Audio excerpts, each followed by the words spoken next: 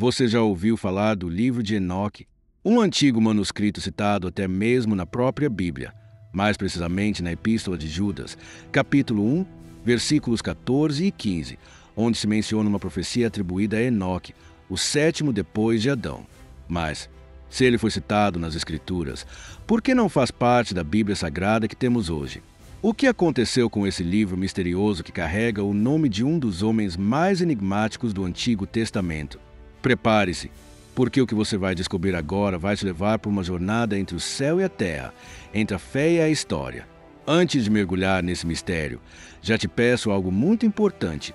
Inscreva-se no canal, ative o sino das notificações e deixe seu like. Assim, você ajuda esse conteúdo a alcançar mais pessoas. Principalmente, fortalece o nosso propósito de estudar as Escrituras com profundidade e reverência. E quero que você participe ativamente. Escreva nos comentários o que você pensa sobre o livro de Enoque. Você acha que ele deveria estar na Bíblia? Eu quero muito saber a sua opinião. Agora, imagine o seguinte: séculos antes de Cristo, em uma época em que os profetas já haviam silenciado e Israel aguardava a vinda do Messias, surge um texto misterioso que falava de anjos caídos, segredos celestiais de juízo divino sobre a humanidade. Esse texto foi amplamente lido e comentado entre os judeus. Séculos depois, até os primeiros cristãos conheciam suas palavras. Mas, em algum ponto da história, ele foi deixado de lado. Por quê? Teria sido censurado ou simplesmente nunca foi reconhecido como inspirado por Deus. O livro de Enoque é uma das obras mais antigas e polêmicas do chamado período intertestamentário, o intervalo entre o Antigo e o Novo Testamento, aproximadamente 300 anos antes do nascimento de Cristo. Foi nesse tempo de silêncio profético que o povo de Israel buscava compreender o que Deus estava fazendo no mundo. E muitos acreditam que Enoque, aquele que andou com Deus e já não foi encontrado, porque Deus tomou para si, conforme está escrito em Gênesis, capítulo 5, versículo 24, havia deixado mensagens celestiais que atravessaram os séculos. Mas o que os estudiosos descobriram é que o texto que conhecemos hoje como livro de Enoque não foi realmente escrito pelo próprio patriarca. Na verdade, trata-se de uma coletânea de tradições e memórias transmitidas oralmente, preservadas por gerações, até que alguém decidiu colocá-las por escrito. Assim, diferentemente de Apocalipse de João, que foi redigido diretamente pelo apóstolo inspirado por Deus, o livro de Enoque nasceu da voz coletiva de um povo que tentava entender o sobrenatural. Mesmo assim, há algo fascinante nele. Entre os fragmentos encontrados nos manuscritos do Mar Morto, havia cópias antigas do livro de Enoque, prova de que ele era conhecido e respeitado entre os judeus de cura. Isso mostra que, embora não tenha sido incluído no cânon bíblico, o texto exerceu forte influência sobre o imaginário religioso e até sobre a literatura cristã primitiva. Nos próximos capítulos, nós vamos entender por que o livro de Enoque não foi considerado inspirado, como os livros da Bíblia foram escolhidos e o que os manuscritos do Mar Morto revelaram sobre a autenticidade da palavra de Deus. Mas atenção, não se trata apenas de história antiga. Este é um convite à reflexão sobre como Deus fala com o homem, sobre o perigo de buscar revelações fora das Escrituras, e sobre o valor inestimável da palavra que temos em nossas mãos hoje. Prepare-se para uma jornada entre mistério, fé e revelação. O livro de Enoque pode não estar na Bíblia, mas a verdade sobre ele vai fortalecer ainda mais a sua confiança na Bíblia que está. Para entender por que o livro de Enoque não está na Bíblia, precisamos primeiro compreender de onde ele veio. O contexto histórico em que esse texto surgiu é chamado de período intertestamentário, o tempo que separa o fim da revelação do Antigo Testamento e o início do Novo Testamento. Foram cerca de 400 anos de silêncio profético, um tempo em que nenhum profeta se levantou em Israel para dizer: "Assim diz o Senhor." Era como se o céu tivesse ficado em silêncio e o povo de Deus vivesse à espera de uma nova palavra divina. Nesse vazio espiritual, surgiram muitos escritos que tentavam interpretar o passado e dar sentido ao futuro, e um deles foi o livro de Enoque. Esse livro é datado de aproximadamente 300 anos antes de Cristo e faz parte da literatura chamada de apocalíptica judaica, textos que falam sobre visões celestiais, anjos, juízo e o fim dos tempos. Mas o detalhe curioso é que não existe o autor humano identificado. O livro de Enoque não foi escrito pelo próprio patriarca que andou com Deus e já não foi encontrado, porque Deus tomou para si, Gênesis capítulo 5, versículo 24. O texto foi produzido séculos depois da vida de Enoque, baseado em tradições orais, em memórias e em histórias passadas de geração em geração. Enquanto o Apocalipse de João é resultado direto da experiência profética de um apóstolo inspirado por Deus, o livro de Enoque é mais parecido com um eco distante dessas antigas tradições. É como se o povo de Israel, sedento por ouvir novamente a voz do Eterno, tivesse registrado as lendas e profecias que acreditavam vir daquele homem que andou com Deus. Por isso, o conteúdo do livro de Enoque é impressionante, mas também controverso. Ele fala de anjos caídos, de revelações celestiais e até de juízos futuros, temas que despertam curiosidade até hoje. Alguns fragmentos desse livro foram encontrados nos manuscritos do Mar Morto, descobertos em 1947 nas cavernas de Qumran, às margens do Mar Morto. Essas descobertas arqueológicas foram um divisor de águas na história bíblica. Entre os rolos estavam cópias de quase todos os livros do Antigo Testamento, além de muitos textos judaicos que nunca entraram para o cânon sagrado, e o livro de Enoque estava entre eles. Isso comprova que ele era conhecido e até estudado entre os judeus daquela época, especialmente por comunidades como a dos essênios. Mas o fato de um texto ser antigo e até conter verdades espirituais não significa que ele tenha sido inspirado por Deus. Muitos dos ensinos do livro de Enoque se aproximam de tradições orais, mas também trazem elementos simbólicos e mitológicos que não estão em harmonia com as escrituras canônicas. Os judeus reconheceram isso muito cedo. Nenhum profeta do Antigo Testamento citou o livro de Enoque como autoridade. E embora Judas, capítulo 1, versículos 14 e 15 faça referência a uma profecia de Enoque, isso não significa que o apóstolo tenha reconhecido o livro como inspirado, mas apenas que citou uma tradição conhecida na época, da mesma forma que Paulo citou poetas gregos em Atos dos Apóstolos, capítulo 17, versículo 28.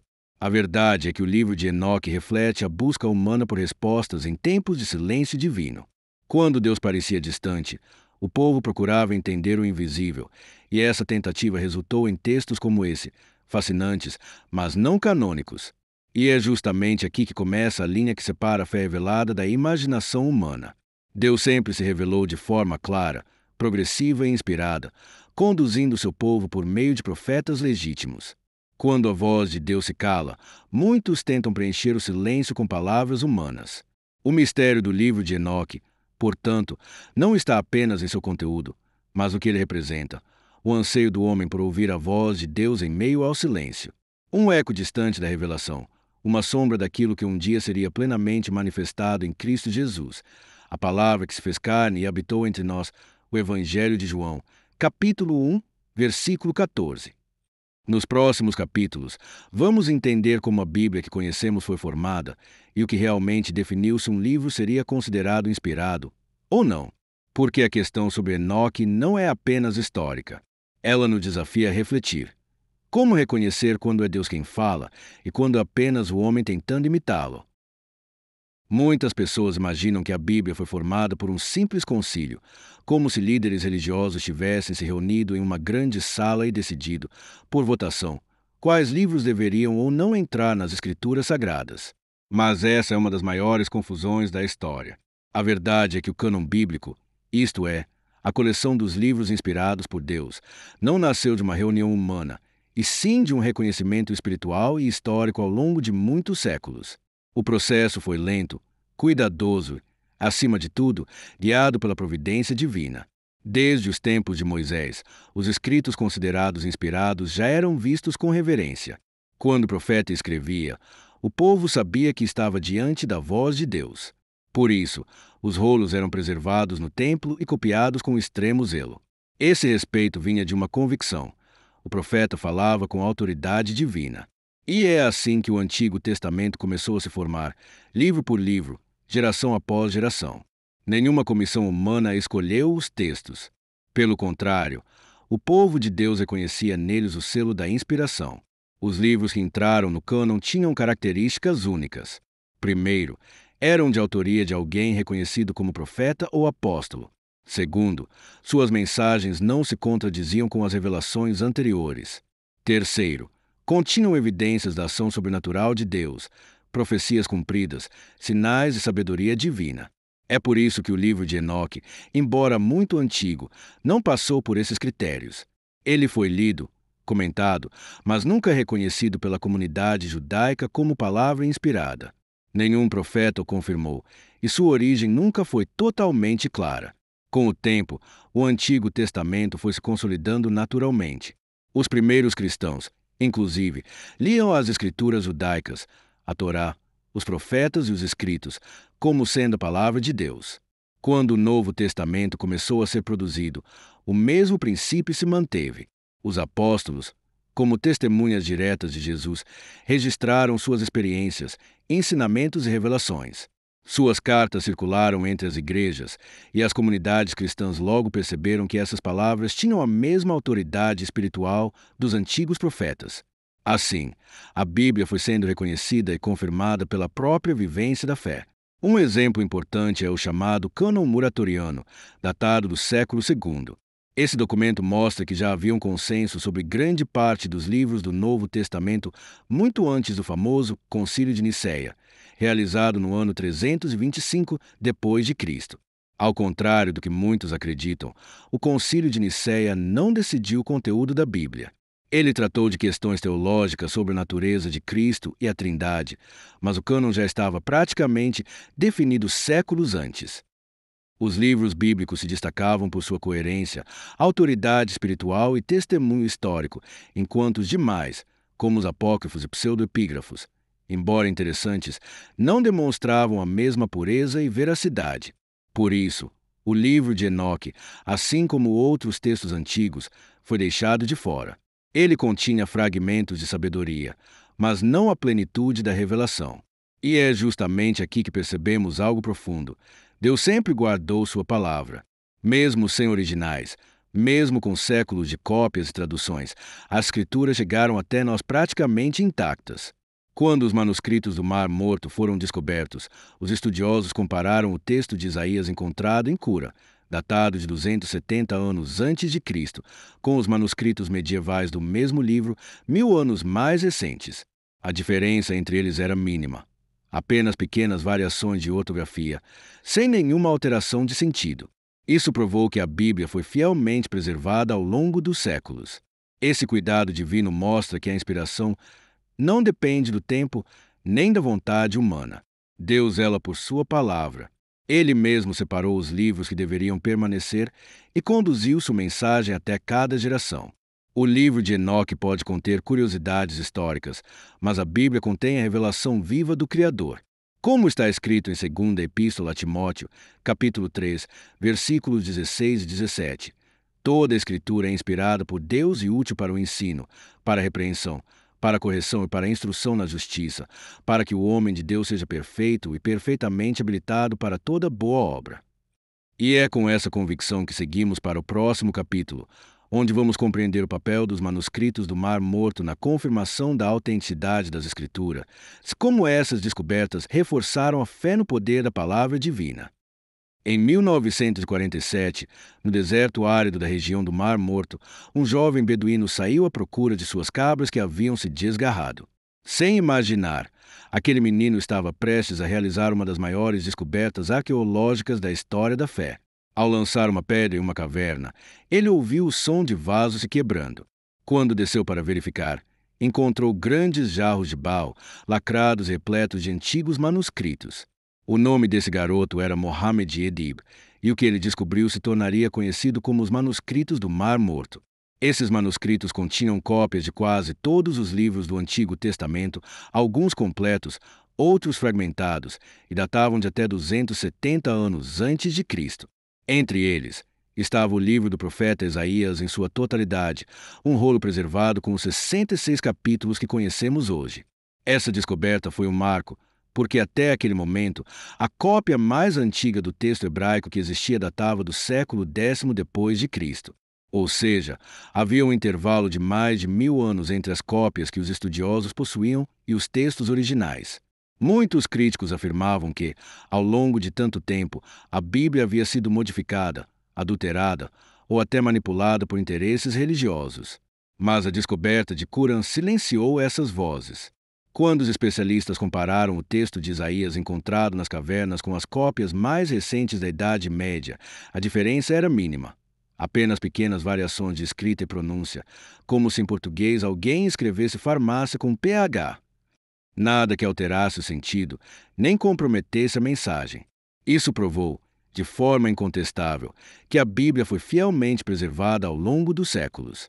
Além dos textos bíblicos, os manuscritos do Mar Morto continham também livros judaicos não canônicos, como o livro de Enoque e outros apócrifos. Eles eram usados pelos grupos religiosos que viviam em Cura, especialmente os essênios, uma comunidade dedicada à pureza, à oração e ao estudo das Escrituras. Esses textos ajudaram os estudiosos a compreender o contexto religioso do tempo de Jesus, revelando expressões e costumes que aparecem nos evangelhos. Por exemplo, no Sermão das Bem-aventuranças, quando Jesus diz: "Bem-aventurados os humildes de espírito, porque deles é o reino dos céus", Evangelho de Mateus, capítulo 5, versículo 3. Ele está usando uma expressão idiomática muito antiga, também encontrada em alguns textos de Cura. No hebraico e no aramaico, a palavra espírito é ruach, que também significa vento. Assim, o termo humilde de espírito pode ser entendido como aquele que se curva ao sopro do espírito. Quando o vento sopra sobre o campo de trigo, as espigas se inclinam em reverência. Da mesma forma, o servo de Deus se dobra diante da vontade do Espírito. Essa explicação, recuperada graças aos textos encontrados em Cura, revela a profundidade das palavras de Jesus e o quanto a arqueologia pode iluminar nossa compreensão da Bíblia. Mas o que mais impressionou os estudiosos foi o fato de que, entre centenas de manuscritos descobertos, nenhum contradizia a mensagem central das Escrituras. Pelo contrário, todos confirmavam o cuidado divino na preservação da palavra. Era como se Deus, em sua providência, tivesse deixado escondido naquele deserto o testemunho silencioso de que sua verdade nunca se perde. E é isso que os manuscritos do Mar Morto demonstram. Mesmo com o passar dos séculos, com guerras, invasões e perseguições, a Bíblia chegou até nós essencialmente intacta, uma prova viva de que passarão o céu e a terra, mas as minhas palavras jamais passarão. O Evangelho de Mateus, capítulo 24, versículo 35.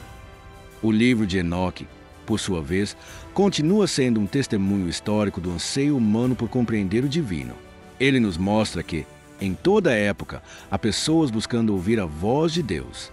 Mas também nos ensina que nem toda palavra antiga é palavra inspirada. O verdadeiro selo da inspiração está na coerência, na verdade, na vida transformada que ela produz. Por isso, mais do que um mistério arqueológico, essa história é um lembrete poderoso. A Bíblia que temos nas mãos hoje é o resultado de séculos de cuidado divino e fidelidade humana. Nenhum outro livro na história foi tão atacado, tão questionado e, ainda assim, tão preservado. E é essa fidelidade que continua a transformar vidas até hoje.